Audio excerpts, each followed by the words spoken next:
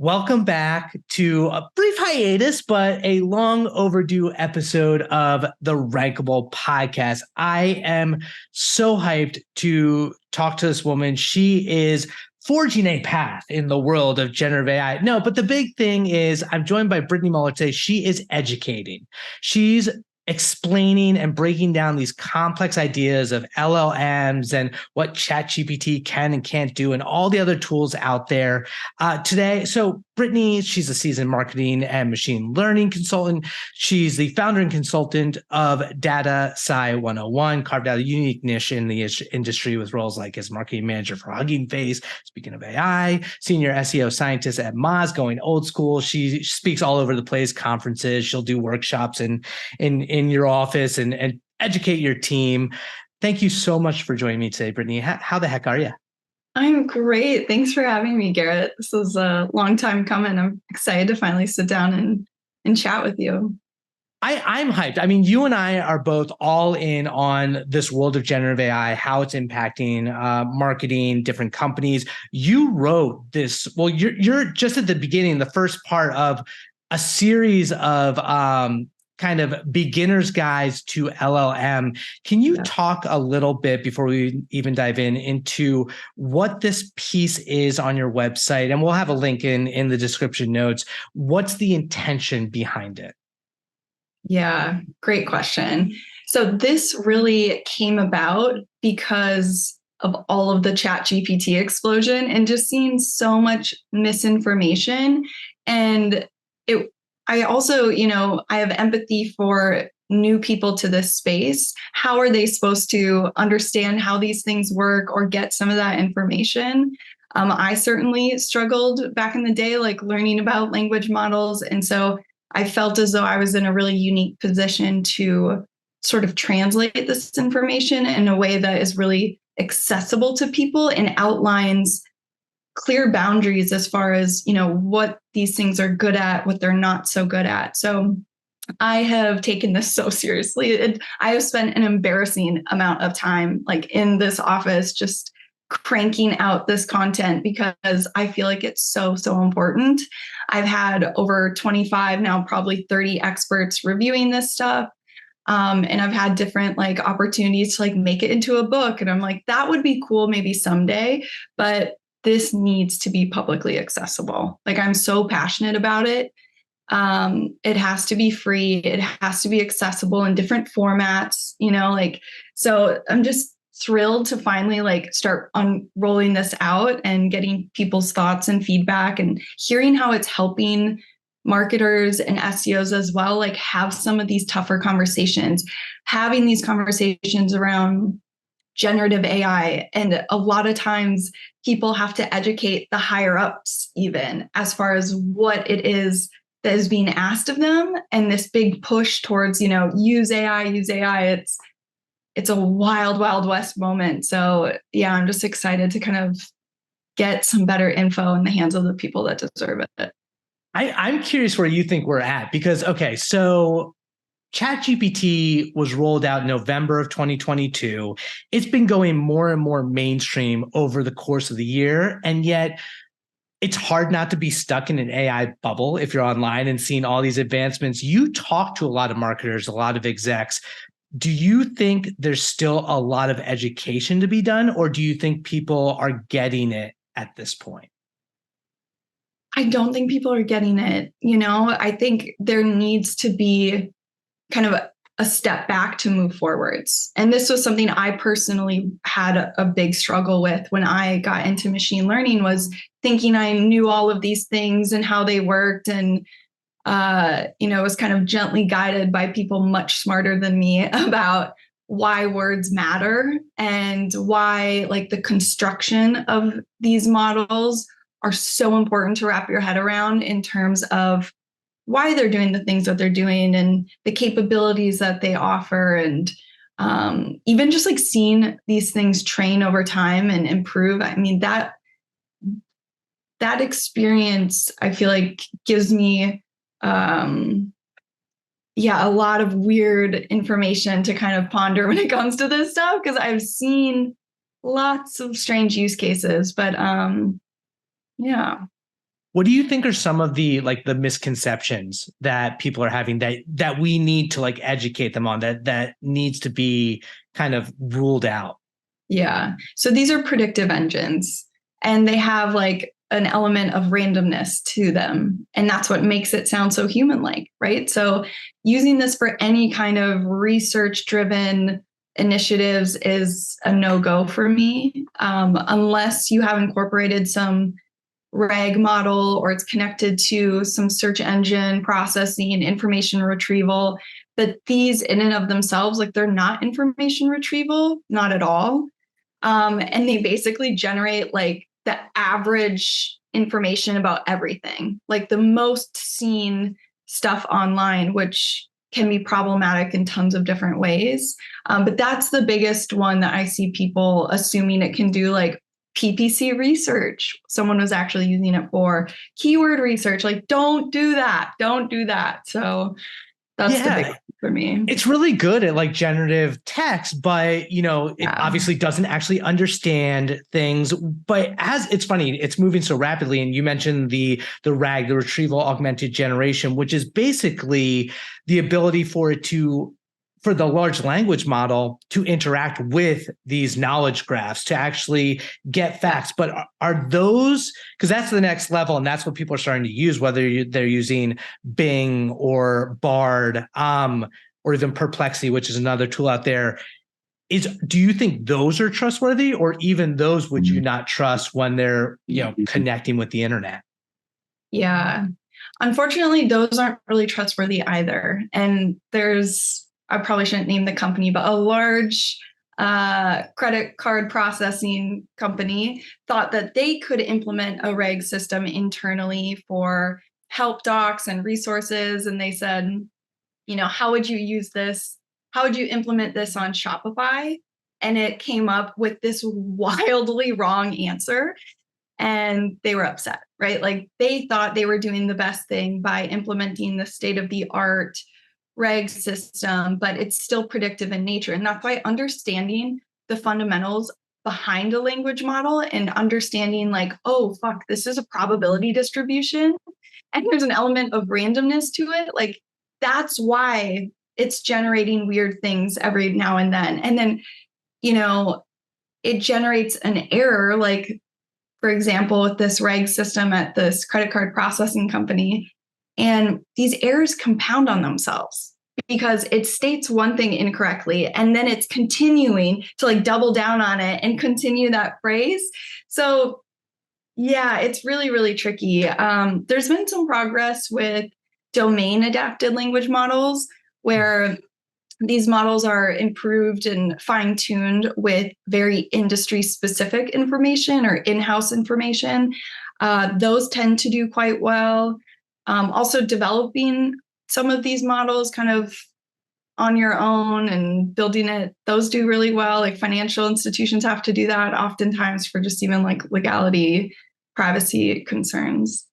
So, based on, you wrote your beginner's guide and you actually have this really great list of things you shouldn't use LLMs for and what you should, we're talking all the ways they screw things up. What are ways that you actually consult and recommend clients that they should be using it? What are the appropriate use cases? Yeah, I'm so happy you asked this question because I feel like I used to be so fun, Garrett. Like I used to be the fun machine learning woman on stage, and I love this stuff, and I still love it. But I feel like that gets overshadowed by a lot of my growing concerns. But I am super excited about this technology. Like I'm thrilled to be kind of in the thick of it and using it in different ways. I'm still a huge fan of collab notebooks, doing different things. Like Kristen Tinsky has come out with some incredible workflows for like newsjacking, rewriting different things. A coworker of mine at Hugging Face, we both have since left, but I've been talking to him a lot about, he's so smart. He just spins up these tools. He's not formally trained developer or anything, but it's, let me get the URL right. It's wordcrafter.ai. And that one I'm super excited about because he knows SEO. Like he knows the fact that in order to create an outline for a particular topic, you really should be looking at Google search results for that topic, right? Google is showing their hand at what it is people want for a particular thing. So his ability to kind of grab that information and then incorporate that into a large language model is brilliant, absolutely brilliant. So kind of speeding up some of those processes. I'm really excited about like the report generation. I know Mike King's talked about that a lot and doing really powerful stuff with different APIs to generate kind of these reports and summaries that are supported by language models, which is just brilliant. And obviously it's kind of goes with like, it gets you to a certain point, but you should always be reviewing the content. And it's really a tool to work with and not like a set and forget type solution. But yeah, there's tons of stuff I'm super excited about. I think, yeah, unfortunately, my focus has kind of been around educating people about the harms because I weigh the risk and reward right now. And there are some scary things going on. So yeah. I mean, to that point, I mean, and you really you highlight, because a lot of SEOs are using it. It's here to stay. It's not going anywhere. Like people are going to use it for better or for worse. So getting the word out there of like educating on what it can and can't do is so key. The other side of the coin, which I really am interested to dive into, is the ethical risks of AI, whether it's in like SEO, content generation. And there are a couple of components I would love to get your perspective on. The first big one is that a lot of these models are trained on kind of the open internet, whether it's Wikipedia or the New York Times or Reddit threads or just this whole compendium of billions of documents. Addressing the IP concerns, where do you stand on this topic of like, is it okay to use this to publish your own stuff, knowing that it's trained on other, whether it's text or images? Yeah. Oh, that's such a good question. I think there's certainly different levels to that, like some things might not be so sensitive in terms of content or information, whereas like people's personal artwork, like I really do feel for artists right now whose content has essentially just been stolen. Same with writers though, like writers' content has completely been stolen and incorporated into this. And I think there's a couple really dangerous assumptions behind the data that's used to train on these models. There's no download all button for the internet. There are people behind these systems that are making decisions about which parts of the internet should go into the model, and they're not being documented. They're not being transparent about what those things look like. And there's quite frankly, like very little data governance around that part. And that's everything, right? Like diving into the data set that these models are trained on teaches you so much about the beliefs, the biases, systemic things. I mean, it really can help you just kind of uncover what those issues are so that you're aware of it, right? Every data set is biased. Absolutely. We're all biased. But there are ways to go about this in a way that's safer in terms of implementation. And something that I've sort of been really struggling to wrap my head around is like, this also assumes that all knowledge is text-based, which we know is not true. There's overwhelmingly, it's mostly English. And you look at the top websites and something as openly available as something as like the C4, the clean crawl. And you look at the top sites and it's like, I actually have it up. It's like patents.google.com is massive. And then the next one is Wikipedia. And so even like let's just go there. Those seem like safe sites, right? Where you're like, oh, that should be a good place for a model to learn some things from. And then you look at the self-reported contributor to Wikipedia data set or information survey. It's almost all men, 86% men edit and contribute to Wikipedia.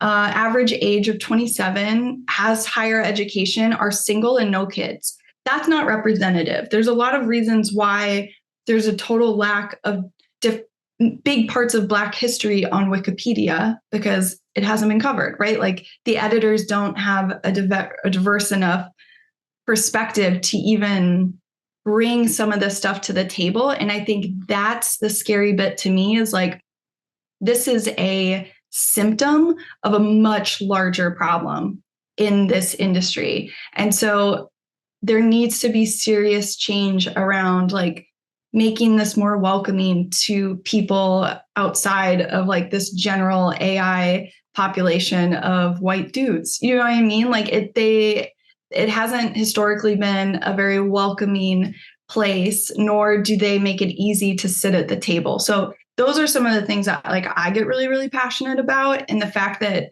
we're sort of just rolling forward with these incredibly biased language models that have all these band-aid guardrails as solutions is concerning, because that will inevitably like there's data drift, which a lot of people don't know about, that like these models change and morph over time. So while you're relying on the ChatGPT API to do something sort of innocuous and you don't think it's a concern, it could shift really quickly in terms of generating some strange outputs that would be concerning to someone. So yeah, I know it's a lot, but no, it is. Wild. And it's tricky because it's like, to your point, it's like a lot of this tech and the biases that are baked in are to some extent a reflection on society. Like in your beginner's guide, you referenced Tay, which was a chatbot that was trained on Twitter and became incredibly racist and offensive in like a day.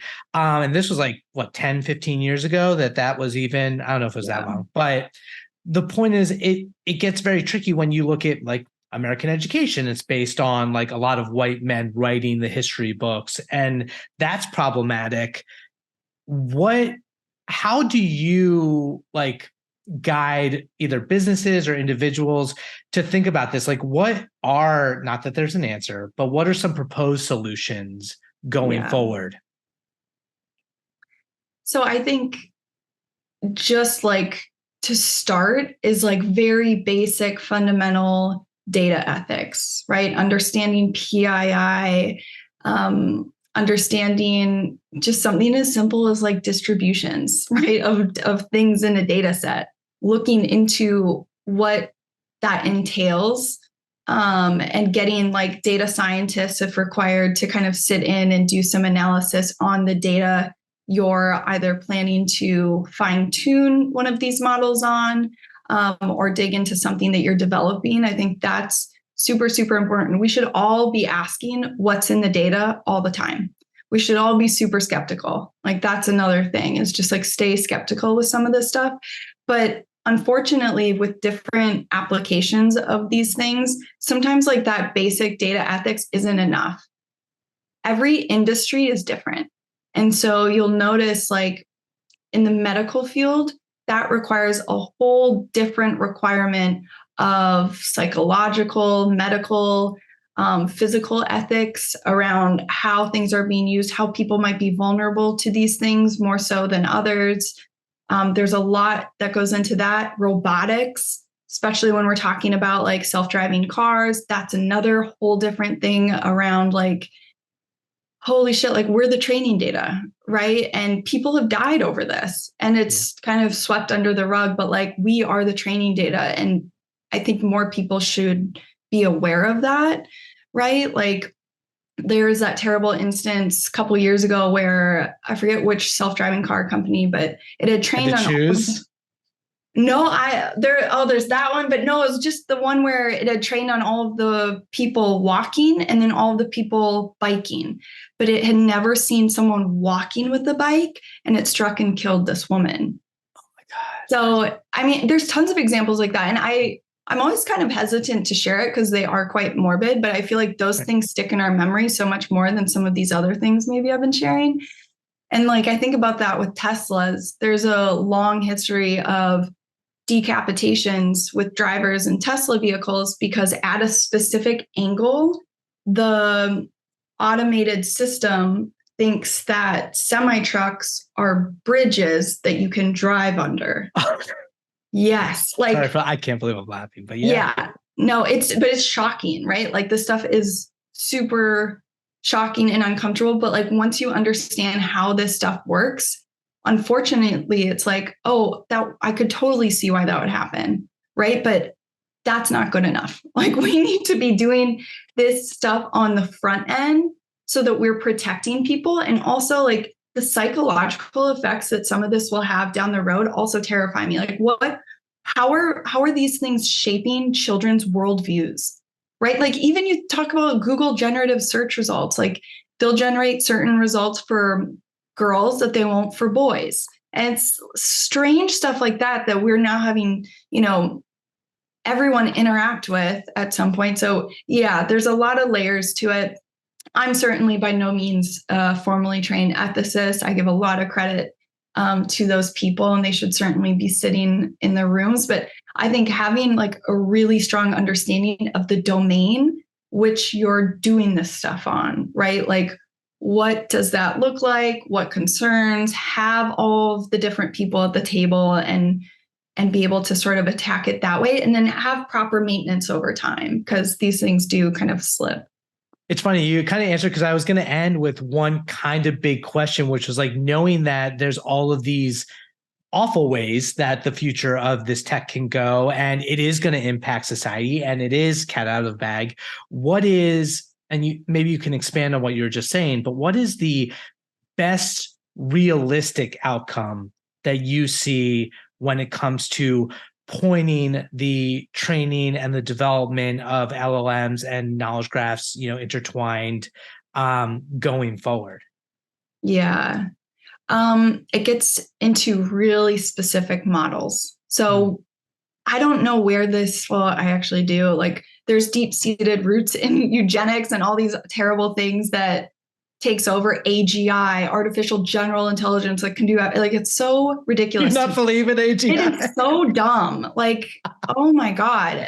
There's so many reasons why that's so foolish and like strange to want, when you could have a really small, affordable model that does one particular thing, like medical diagnostics, really, really well. Why wouldn't we want those? Like those narrow applications are where I see this stuff going, because they'll be more widely adopted, they'll be more accurate, and they'll be more valuable to us as people. So I get really, really excited about those.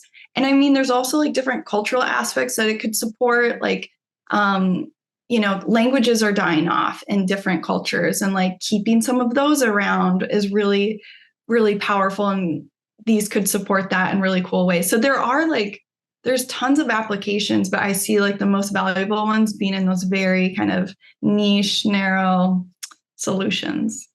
It is a very big conversation. I feel like, we'll probably have to have a round two at some point, because I feel like you and I could talk about this stuff for forever. It's just you're so passionate about it.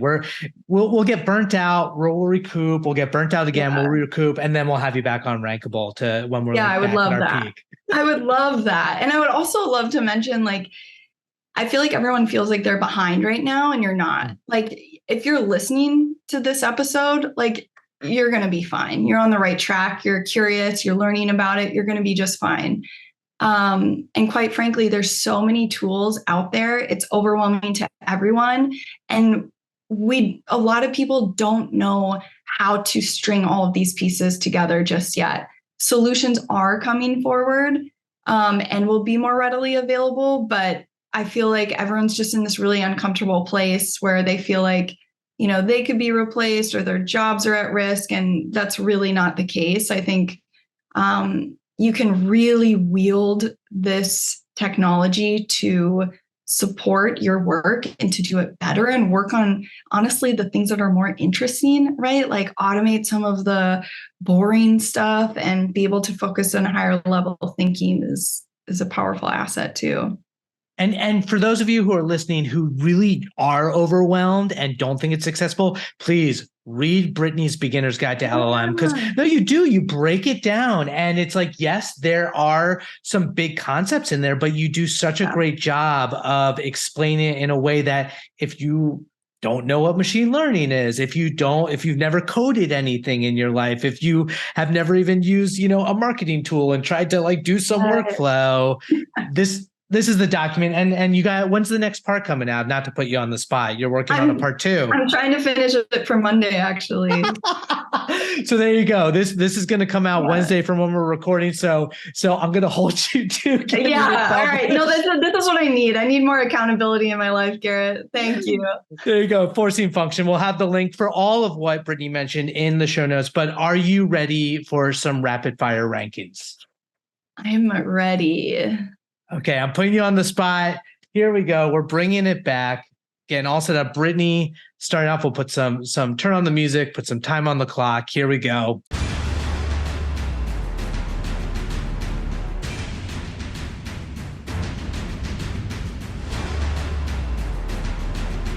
Rank your top 3 of something, anything that you love the most. Oh my gosh. This is not the order I have rapid fire questions. I knew I shouldn't have even looked at this doc. Now I'm like thrown off. Okay, I love reading. I think reading is underrated and people just think they can get everything online. You can't. And 3 of my favorite books right now, Automating Inequality, Thinking in Systems. Holy shit, I wish I had read that years ago.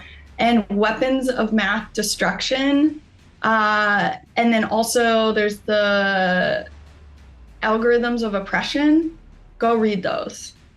I got to remind me to show you the books I'm into as well. Because I'm in the same mindset, the thinking fast and slow. Anyway, rank your best SEO or marketing win.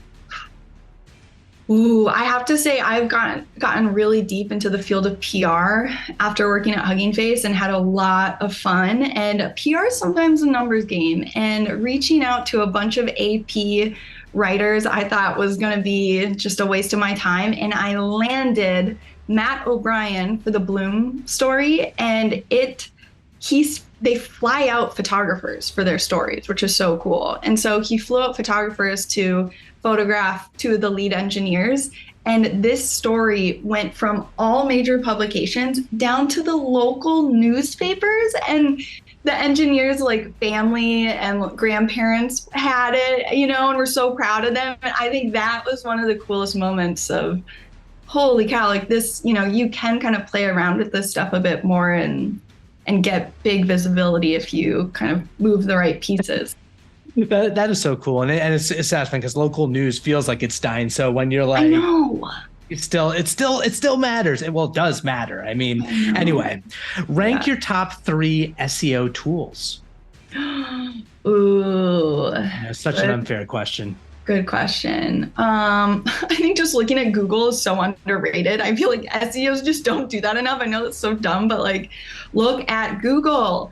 I do love SparkToro. This is my SparkToro shirt. Man. So powerful. You can do lots of really like strategic things with SparkToro.